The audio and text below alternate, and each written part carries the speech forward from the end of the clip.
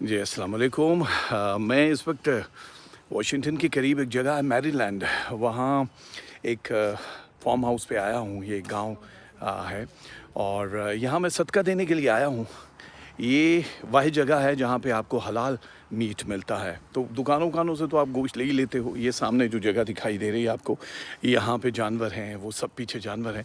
ये ऑफिस जो है, यहाँ पे आप पेमेंट करते हो, बहुत सारे लोग आते हैं और फिर आप अपनी मर्ज़ी का जानवर लेके दुआ वगैरह जब आप करवाते हो तो फिर आप सामने वो कटिंग एरिया है, वहाँ पे आप बोटियाँ बनवा लेते हो। जिसको भी आपने देना है तो वो देते हो। तो ये बहुत सारे बकरे हैं यहाँ पे और इनमें से अब सदक़े के लिए नॉर्मली ब्लैक ही दिया जाता है। तो कोई भी ब्लैक जो है, और नॉर्मल अगर आपको अपने घर के लिए लेना है तो ये वाइट सारे। मैंने सोचा कि आपको दिखाऊं कि ये जगह बड़ी ही पुरसुकून है। दरिया किनारे ये स्लाटर हाउस बना हुआ है।